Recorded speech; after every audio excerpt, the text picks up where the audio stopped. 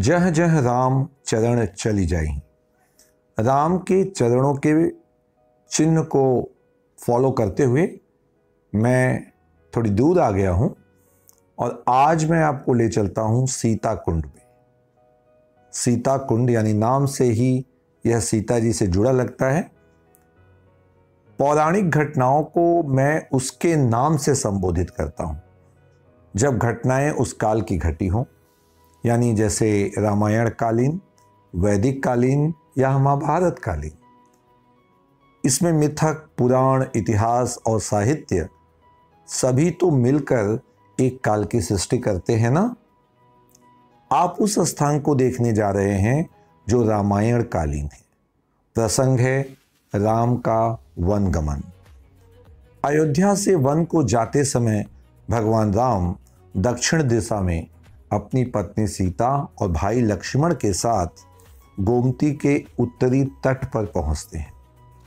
सुल्तानपुर जनपद और गोमती का वही संबंध है जैसे शरीर और रक्त का, यानी आज का सुल्तानपुर शहर गोमती नदी के किनारे ही बसा और बढ़ा है।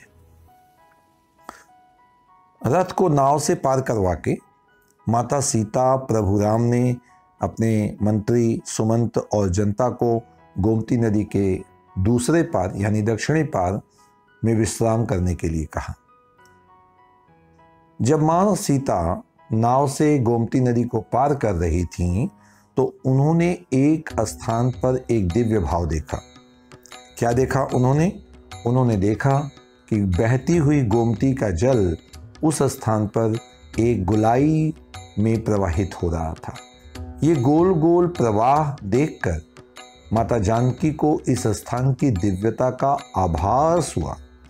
गोमती नदी को पार करते ही माता सीता उस स्थान पर जाती हैं और जाकर उस कुंड का दर्शन और पूजन करती हैं। यहीं पर माता सीता ने गोमती को एक और नाम दिया, आदि गंगा।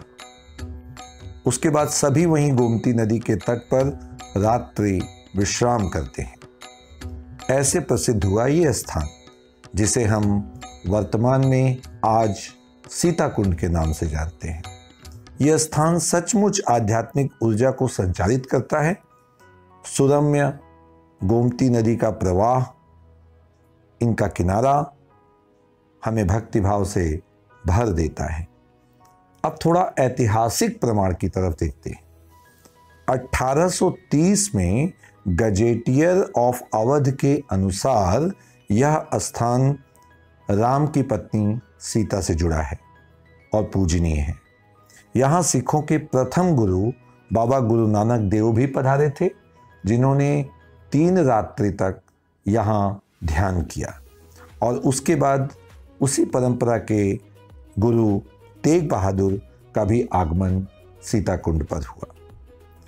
मध्यकाल में खिलजी शासकों ने यहाँ के राजा नंद कुंवर भर को पराजित किया और यहाँ के राजपूतों को सुल्तान की उपाधि दी, जिससे इस क्षेत्र का नाम सुल्तानपुर पड़ा। सुल्तानपुर जनपद के मुख्यालय से थोड़ी ही दूर पर गोमती नदी के तट पर यह कुंड आज भी भगवती सीता के पूजा पाठ और आध्यात्मिक वृत्तांत को सुना रहा है। आशा करता हूँ वीडियोस आपको अच्छे लग रहे होंगे। राम रेखा की इस सीरीज में और भी वीडियोस आएंगे। डिस्क्रिप्शन बॉक्स में लोकेशन दे दी गई है, आप देख सकते हैं। वीडियो यदि आप पसंद कर रहे हों तो सब्सक्राइब, लाइक और शेयर जरूर करें। सीताराम।